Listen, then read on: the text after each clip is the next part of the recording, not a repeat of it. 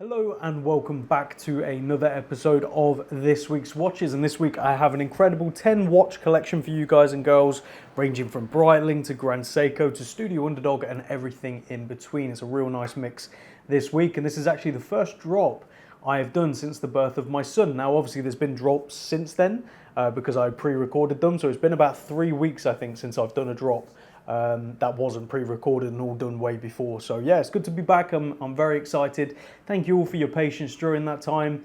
As a lot of you know, and before we get on to all that, if you're here just to see the watches and you want to skip to a specific one, as always, there's links and timestamps down in the description to each watch, so you can just skip straight to that, skip all the rambling and all the updates and all that sort of stuff. So yes, it was a very tedious labour for my poor wife, NHS and delays and so many other things. It's just how it went, but the main thing is he's happy, he's healthy, my wife is healthy and well, my daughter is doing incredible with her new baby brother. Obviously we're getting no sleep at all, but that's to be expected, and with a 2-year-old, to be honest, we've not had sleep in about 2 years anyway, so not too much has changed in that regard, so cracking on with it. The day you're watching this, Saturday, that coming week, I will be in 4 days that week, and the following week, hopefully back to the 5 days. That's the plan. I'm slowly coming back to full-time, I'm still working full-time, but the days in the office. So get your appointments in whilst you can, and have a look through the website, 150 odd watches. Currently on the website as of the time I'm recording this video. There are plenty to choose from, all different price ranges, all different brands, everything you could possibly want. So very excited to get back into it, and again working on next week's drop. There's some incredible pieces in there as well, so keep an eye out. Anyway, what's on wrist? I thought it fitting to wear Smiths because there's 2 Smiths on the table, the modern time factor Smiths. This is a original 1968-1969 Smiths W10. Very interesting story with this one. Maybe one day I'll make a video. But I bought this off the original family, and the gentleman's father owned the company that distributed Smiths to the military. So he was the middleman between Smiths, the manufacturer, and the British military. So he was the middle guy that would take delivery of the watches, provide them to the military. Kind of amazing, really. And he did all kinds of different stuff, not just watches. They did badges and emblems and all kinds of crazy stuff. And I've got all the guy's details, his history, everything like that, including a letter confirming that he ordered 50 of these unsigned. So for a long time there had been rumours of unsigned examples, and often they were seen just as polished examples, as in someone took out all the military engravings on the case back so they could civilianize it, so take it out of the military. Something we've seen, usually you can tell that the case back has been buffed to remove these. This one was presented to me pretty much new old stock, and the case back has definitely not been polished out, and we can confirm this by the fact the father of the gentleman I bought it off acquired 50 of these from Smith, specially requested without any military engravings, because obviously they were never going to the military, and he was giving them out to staff as rewards and sort of well dones. And he kept 3 aside, 1 for him and 1 for each of his sons. So I have this one, and the other son, the other gentleman, the brother of the person I bought it off, is looking for his frantically because he doesn't know where he's put it, and apparently his still has the original tag and the original NATO and has never been worn. He left it in a drawer and he doesn't know where it is. So fingers crossed he can find it, and then I'll have 2. But for now I have one of the probably only known true examples of an unsigned with provenance from the original family, and I've got all of the things to show it, which is absolutely amazing. So it goes without saying, this is not for sale, this is staying with me. So yeah, really cool watch. So now that story time is out of the way, obviously I have a few hidden gems in the collection. Every now and again I show them. Let's crack on with what you're here to see, and that is the watches on the table. So we're going to start with a gorgeous Breitling Navitimer B01 43mm in ice blue. Really, really big fan of this one, so let's take a closer look. So starting this week off with this beautiful Breitling Navitimer B01 chronograph, and this is the ice blue 43mm edition. As you can see, you've got that gorgeous ice blue dial, which in certain lights really looks like this sort of slight blue hint silver dial, if that makes sense. Then in other lights, when it pops, you really do get that sort of beautiful blue tone, which I think is a really nice contrast against the black or slightly grey black used on the subdials and the outer ring as well, which is obviously a rotating friction bezel, just like the originals. You can see you've got applied Breitling wing logo, pops of red throughout, which if we start the chronograph, you can see that starting to move around. Really, really wonderful. Date hidden away at 3 o'clock. You can see it's currently on 9. yeah, just overall a beautiful design. Won't bore you with the reference to this one because it's quite a long reference as usual with Breitling, and you can see it comes paired on the Breitling bracelet. Now this watch has been worn, it's not been overly worn at all, and anything you see a simple polish would resolve if you so wish, but to be honest I think it's more than acceptable to wear and enjoy. Push button clasp revealing the Breitling logo right there. Beautifully done, very well made bracelet, exhibition case back right there showcasing the automatic Breitling caliber B01, which has been used across the board by Breitling for a while now and even used by other brands such as Tudor, with a movement swap that they did some time ago now. Signed crown at 3 o'clock, and just overall a beautiful watch. Now this watch as standard comes with a leather strap. That leather strap is included. This is from September 2022 with its box and paperwork, and it retails for $7.5 grand excluding the bracelet. The bracelet was a add-on that was purchased, and I think it looks fantastic on the bracelet, but it also looks just as good on the leather strap. If you want to see what it looks like on the leather strap, under the points of mention on the website there's additional photos where I've taken a few photos of it on the leather strap for you. So let's show this one on wrist and talk dimensions. And here we go on my 7-inch wrist. Now obviously it's no small watch, the Navitimer has never really been a small watch, but at 43mm it actually wears incredibly well, and that's thanks to the fact it's 43mm by 48.5mm lug to lug.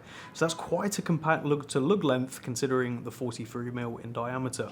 13.5mm on the thickness. Do keep in mind a fair bit of that is with that heavily domed sapphire crystal, which makes it look like an old vintage watch with that domed crystal. Very beautifully done. And 22mm on the lugs. Endless options, but between the bracelet and the strap I think you're pretty much set. So go check out this beautiful watch on the website today. From there over to a Tudor that isn't a Black Bay. How refreshing. So this is the Tudor 1926 36mm opaline and blue dial automatic. So let's take a closer look at this one. Next up, a Tudor that isn't a Black Bay, thank God. So I love the Black Bay, it's no surprise, I've owned it many times over, the 50A and even the 54. I think it's a great watch, but I'm getting a little tired of Black Bays, just how many they keep releasing, so whenever I get the opportunity to buy a Tudor that isn't a Black Bay, I do jump at the opportunity. And this is part of the 1926 range, which I think is a really, really wonderful watch, and they've done a very good job with design, size options, which I think is 28, 36 and 41. This is the 36, which I think is the sweet spot, personally, and they've got many different dial configurations and styles, so well done Tudor with this one. It's a reference 91450, and this is the opaline or opaline white with that beautiful blue on the indices and the hands, which just catches the light and becomes this really bright blue, and the dial itself has that subtle waffle pattern if I can get it in focus. Overall a really wonderful example. Date over at 3 o'clock, screw down crown at 3 o'clock as well, and a nice soft case which I think really works with the overall design and the polished bezel. It comes on this interesting bracelet, kind of like a Jubilee, but obviously nothing like it at the same time. What I mean by like a Jubilee, I mean with the flexibility and the flow. But in terms of design, I think that's like, what is that? 1, 2, 3, 4, 5. I think it's a 7-link bracelet, which is pretty crazy. So really, really wonderful. Folding clasp, which tucks in like so, and it becomes this concealed clasp. So it's a continuous flow of the bracelet, which I'm a big fan of. Open it up. Plain case back as you'd expect, and inside is an automatic Tudor caliber T601, which is basically an ETA or a Solita inside modified by Tudor, and you've got the smiley font there to show it as well. March 2020 this one, box and paperwork, ready to be purchased and enjoyed at a healthy discount on retail, which I think is £1,750 retail, which is brilliant in my opinion. Under 2 grand for a Tudor, perfect. So let's show it on wrist and talk dimension. And here we go on my 7-inch wrist. As I say, I'm a big fan of this design. I think it looks fantastic, it sits nice and compact on the wrist, and it really ticks all the boxes for well under £2,000 and slightly over £1,000 pre-owned. So yeah, an absolute bargain. So what you're looking at is 36mm by 43.5mm lug to lug, only 9mm on the thickness and 19mm on the lugs. So a little awkward, but there are plenty of strap options out there at 19mm, and this would definitely look great on some leather straps as well. So go check it out on the website today. Next to a early, sort of late 1990s, early 2000s Grand Seiko 9F quartz 36mm. This is the SBGX009, a reference you do not see often, and it's beautiful. So let's take a closer look. Now for a very early and beautiful Grand Seiko, as you can see, it still says Seiko at 12 12 o'clock. Wow, I can't get my words out today. This is long before they changed it to just be Grand Seiko, and I kind of like these references where you have Seiko at the top, because to the sort of general person looking at your wrist, they see a Seiko and they go, oh, that's nice. But to the people who know, they see that little GS down there and Grand Seiko, and they know you've got something a bit more special on your wrist. I mean, you can tell that just with the finishing of the dial, the sort of case and everything like that. And the dial is beautiful. It's this white color, which is almost like an eggshell, to be honest. It's slightly off-white. It's not a crystal clear white, which is beautiful. It gives it like a vintage aesthetic. This is the SBGX009, and when I say early Grand Seiko, obviously there's vintage Grand Seiko. I mean, this is early within the reintroduction of Grand Seiko to the Seiko lineup. Hopefully that makes sense. And this is circa late 1990s, sort of 97 onwards, to early 2000s, probably somewhere before 2003. It's hard to date these exactly, but that's kind of where I base it on, just on when the reference was released and how these sold. And this one comes with its box, its booklet, its original strap, and its original buckle, and it's paired right now on a very nice strap tailor leather strap, which I think suits the design beautifully. Inside beating away is a quartz Grand Seiko 9F61, which is one of the earlier 9F movements that Grand Seiko made, and you have a really lovely case profile in 36mm with a signed crown at 3 o'clock, that classic Grand Seiko logo, and the buckle is very nice as well, an early Grand Seiko buckle right there, as you can see. Really, really wonderful. So let's show this one on wrist and talk dimensions. And here we go on my 7-inch wrist for not too much over £1,000. I can't believe you can pick a Grand Seiko like this up, which is just, it's amazing really what you can get value wise with Grand Seiko. So this is 36mm by 40mm lug to lug, nice and compact on the wrist, only 10mm on the thickness and 18mm on the lug, so endless options for this one with drilled lug holes to make strap changing nice and easy. So go check this one out on the website today. From there over to a Squale 50 Atmos Militaire Blasted 1521. I love this watch. The bezel's fully loomed as well. The case is incredible and it wears beautifully on the wrist. So let's take a closer look. Now for one of my personal favorite Squales, this is the Squale 50 Atmos 1521 Militaire Blasted case with the loomed dial and bezel. Let's see if I can show you that a little bit. The full bezel is loomed, as you can see. Really wonderful, and it glows incredibly bright. And the blasted is in reference to the bead blasted case and bezel, which, as you can see, just gives this beautiful look. Even the crown is bead blasted, which is a signed screw down crown at 4 o'clock. As you can see, a vibrant orange hand. It's kind of what we expect from the Squale 1521s in my opinion. Nice matte black dial with sort of a faux patina throughout the indices and the hands, which just give this really warm pop, make it look like an old vintage watch while still being very modern and sleek. It comes on its original Squale rubber strap, which is a very soft and supple rubber strap. A lot of people have their concerns because some of the old Squale rubbers were incredibly stiff and not very comfortable. I can tell you this one is very, very comfortable, and the bezel is 120 click rather than the 60 click. So this is an upgrade to the earlier references, obviously signed crown, signed buckle as well. As we flip it over, signed screw down case back right there, inside an automatic Solita SW200-1, a workhorse movement used by many brands at this price point. And this one's from June 2023 with its full box and paperwork ready to be purchased and enjoyed, especially at the great price we have it at. So let's show it on wrist and talk dimensions. And here we go, comfortably on my 7-inch wrist. As I say, I absolutely love how this one wears on the wrist. It is perfect. 41.5mm by 48.5mm lug to lug, 12.5mm on the thickness and 20mm on the lug, so endless options. I would highly recommend a vibrant orange rubber strap to match that minute hand. I think that would definitely make it look very cool. So go check it out on the website today. From there over to a Christopher Ward. This is the C63 Sealander Lucerne Blue Limited Edition in 39mm. Really great watch. They made 300 of these, I believe, yes. And my wife has the purple 36mm. They really are great. So let's take a closer look. Now for Christopher Ward C63 Lucerne Blue Limited Edition of 300 pieces. It's got this gorgeous Lucerne Blue, pastel blue dial. They did a couple of them, I think 3 total in 3 different colours, all limited to 300, and they all sold out fairly quickly. And as I say, this is the, excuse the noise in Clerkenwell, typical, always happens. This is the 39mm version. They did a 36 as well.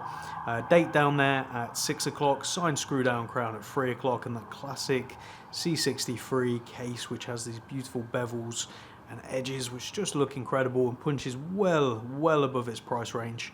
if I do say so. Loom is always great on these as well, and it comes on its oyster style 3-link bracelet, which is quick release, and it comes with a matching blue leather strap to this blue of the dial that hasn't been worn and is in there ready to be worn and enjoyed. I won't bore you with the reference of this one, as I say, 300 pieces total. And behind, in that exhibition case back right there, is an automatic Sellita SW200-1. As I've said many times, a movement used by many brands at this price point. This one's from December 2022 with its full box and paperwork ready to be worn and enjoyed. And the watch has been worn and enjoyed, nothing too major, but there is on one side of the bracelet, this side, quite a few scratches on this one side. I believe it was probably worn against a bracelet or something like that, so you can see that all there, quite heavily worn on that one side, but then not on the other. So yeah, my only guess is someone wore it on a bracelet, or was against something on a table on that side, so just worth mentioning. But let's show it on wrist and talk dimensions. And here we go, comfortably on my 7-inch wrist. The 39mm cases are perfect, and they just sort of hug the wrist beautifully, and this colour really pops. On a nice snowy day, maybe closer to Christmas, this is going to look great in wrist shots. So this is 39mm by 45.5mm lug to lug, 11.5mm on the thickness, and 20mm on the lug, so endless options. But between the bracelet and the matching leather strap, I think you're pretty much set. So go check it out on the website today. From there over to a beast of a watch. This is a Leico Westerland bronze in 45mm manually wound. A really cool piece of kit if you're into bigger sort of military pilot watches and things like that. This is definitely one to consider, and it's priced incredibly well for what you get as well. So let's take a closer look. Now, for a watch that certainly isn't for the faint of heart, this is the Leico Westerland bronze 45mm, as you can see, with that gorgeous aged textured dial and the sort of loom, which has that real radium kind of look, blued hands which are just absolutely beautiful, and the classic Westerland Leico case, which is obviously its largest size. You've got the FL number on the side, which is the serial, and you've got these straight lugs which just hang off the case beautifully, making it look like a converted pocket watch, especially with this massive onion crown right there. Obviously, being bronze, it has patina, it has age, it has oxidized. This is to be expected, and the strap has matching hardware, as you can see, which is wonderful, and it has a very interesting clasp system. You can't actually take it out, basically, so it's fitted in. Now, I don't know who's got a big enough wrist to not fit through this. I think it's going to fit absolutely everyone, so don't worry if you're looking at this going, oh, it won't fit my wrist, unless you're, I don't know, Dwayne Johnson or something. I think you'll be okay. You put it through, put it to where you need it to be, and then just feed it through like any other strap. And you've got a metal keeper there as well, just make sure you get it over, and then you've got your other leather keeper as well if you need that extra bit. Leico sign right there, and the usual Leico signed case back, as you can see. And inside is a manually wound Sellita SW210, so nice that they're using a manually wound Sellita. This is from May 2018 with its box and paperwork, and it's got a very nice big box as well. So let's show this one on wrist and talk dimensions, because whilst it is huge, it wears really well and actually looks really cool. And here we go on my 7-inch wrist. As you can see, the clasp just becomes this sort of continuous flow of leather, which looks really cool. And this is a very nice leather that Leico, or Larco, however you want to say, I say Leico, have used. So nicely done. So you can see on my 7-inch wrist, it is a big watch. There's no sort of way around that, but it still wears very well and it looks really cool. And that's thanks partly to the lug width, which we'll get onto in a second. So this is 45mm by 53mm lug to lug, and those are very straight off-ended lugs, as you can see. It is 13mm on the thickness and 22mm at the lug, so that is a very narrow lug width for the size of the case, in my opinion anyway. So there's endless options for straps if you want to swap this out, but I do really like it on this strap with the matching hardware right here. Looks wonderful. So go check it out on the website today. From there over to a Studio Underdog. This is the Watermelon Gen 2 manually wound chronograph with the Seagull movement. Before you ask, no, this isn't mine. Mine is in the collection. Mine will be staying in the collection. I have a Watermelon and I have a pizza watch as well, and we will be acquiring another Studio Underdog down the road at some point, whichever it may be. But this one is not mine, and I didn't buy this from them, so I bought it from a collector, just to clear up. So let's take a close look at this one. For a Studio Underdog, Underdog, this is the watermelon, and obviously, as I said in the intro, this isn't my watch. I do have a watermelon, but mine's staying in the collection. So this is one I've taken in Part X from a customer, and as always, I don't know why I have to say it, but I just want to make it clear, I do not buy watches from brands to flip, to sell. So like for example this, the Mad collections from MB&F, any of those kind of watches, if ever I get them in, I've not bought them at retail and I'm not profiting off taking it off someone else basically. I am buying or taking it on consignment from collectors.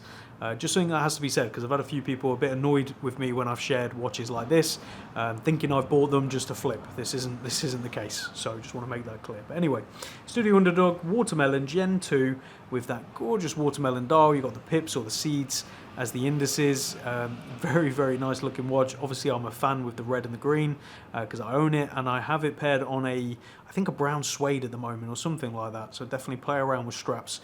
This is on the Studio Underdog and strap tailor black leather strap with the signed buckle, and as you can see, exhibition caseback showcasing the manually wound Seagull ST1901 movement, which is a very affordable Chinese movement based on an old Venus, I think the 178, but I could be wrong on that. So yeah, a good workhorse movement for a very affordable price, meaning you can get a mechanical chronograph at the prices that these are, which I think is very impressive. So anything else to be said? Circa 2022, I believe. I'm just trying to find it on my list. Yeah, 2023, sorry.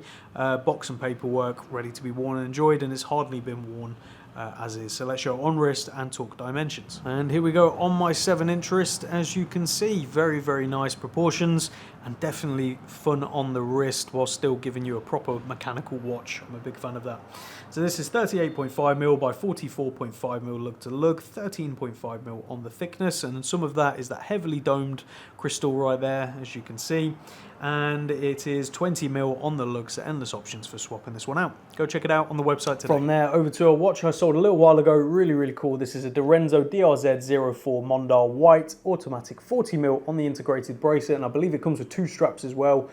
So really, really great. Actually, I think it comes with 1 strap and the additional clasp, so you've got both clasp options. So let's take a closer look at that one. For the Dorenzo DRZ04 Mondar White, a very gorgeous watch that I've had the privilege of selling a few different dial colours and configurations, and the white is probably the most versatile on the wrist, I would say, because you've got that really nice deep white with the black contrast. Very interesting lume markers and hand shape. I think it's just really nicely done. Date down at 6 o'clock, nicely tucked away, and a very nice case profile with the brushed and polished with a signed screw down crown at 3 o'clock, and then this 2-link bracelet with the polished center links, very beautifully done. And this has the push button clasp on it currently. It does have the standard push button clasp in the box as well, and I believe 1 strap. But as always, do check out the actual listing, read the points of mention, and that's where everything is. Obviously, when I do these videos, I'm doing them off the cuff and trying to remember as many details off the top of my head as possible. Exhibition case back right there. And that's showcasing the automatic Sellita SW200-1. I think we've had like 4 or 5 SW200s in this week's drop. Obviously a very well used movement across the board for watches of this sort of price range. This one's from June 2021 with its box and paperwork and the additional bits I've mentioned, so do check that out. But yeah, just a great watch at a great price if you're after something a little different, a little out of the box.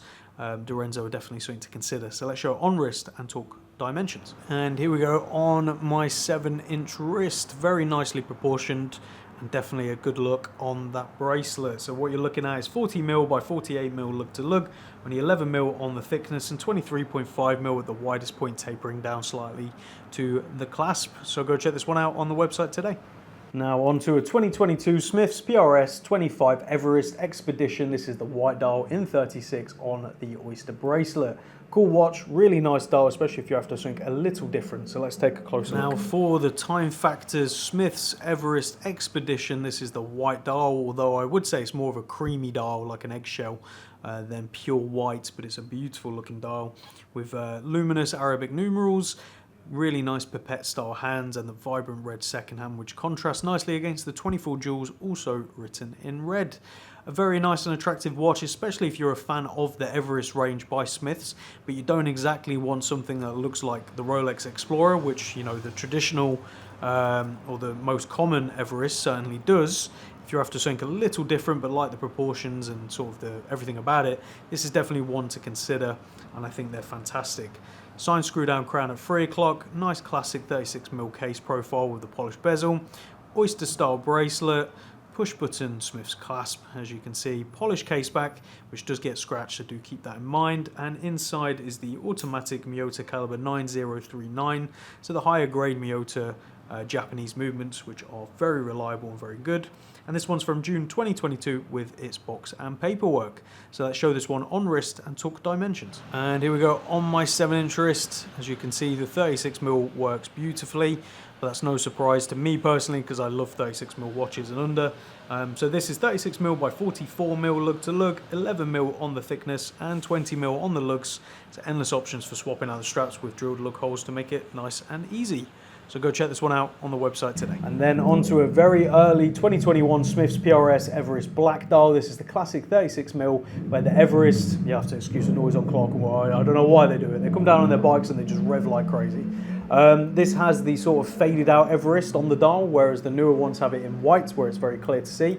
This is also pre-push button or anything with the clasp, it's just a folding clasp. So let's take a closer look at this one. And the final watch in this week's drop, the Smiths Everest PRS 25 by Time Factors, which are the new owners of Smiths, and they make these beautiful watches.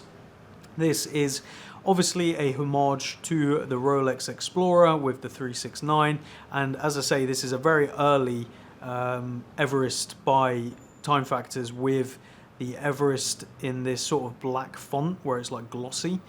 So you don't see it in every single light, you only catch it in certain lights, whereas the new one, it's in white, so it's a lot more visible. You've got the nice Mercedes hands, the maxi style plots where there's no surround, it's just the 369 or the loom. Nice minute track as well, really nicely done. The classic 36mm case with a signed screw down crown at 3 o'clock, and the rivet style bracelet, or the faux rivet, as you can see. And as I say, an early example with the pull clasp, so there's no buttons or push release or anything like that, you just have to pull it. Signed screw down case back, as I say, these are polished so they do get scratched, keep that in mind. And again, automatic Miyota caliber 9039 inside, so a high grade Japanese movement that Smiths Time Factors use, which are very nicely done. Circa 2021 this one, so it does come with its little case and a little cloth. It doesn't come with its original paperwork, unfortunately, but yeah, it's ready to be purchased and enjoyed. So let's show it on wrist and talk dimensions. And here we go on my 7-inch wrist, just like the last one. Wears very well, and obviously wears like, in my opinion, the older generation Explorer 1, so like a 14270 or a 114-270 in the 36mm, especially with this faux rivet bracelet and the pull clasp. It's very nicely done. So dimensions wise, 36mm by 44mm lug to lug, 11mm on the thickness and 20mm on the lugs with drilled lug holes to make strap changing nice and easy. So go check it out on the website today. So there you have it, guys and girls, this week's drop. 10 incredible watches. Let me know down in the comments what is your favorite. I think for me it's going to be between, surprisingly or unsurprisingly, the Grand Seiko and the Tudor. I think they're wonderful, they're really great value, but money being no object, I actually really do love this B01 Breitling. I think, and I probably said it during the chat about the watch itself, but for me, vintage Breitling all the way with the classic 806, 809, whatever reference you want to go with. But for modern, I think getting a pop of colour really works, because the Navitimers, the re-editions are fantastic, don't get me wrong, but the sort of modern interpretations of the Navitimer with pops of colours like this ice blue, I think just work really, really well. So yeah, let me know down in the comments what's your favourite, and I look forward to seeing you all again next week. Take care, bye-bye.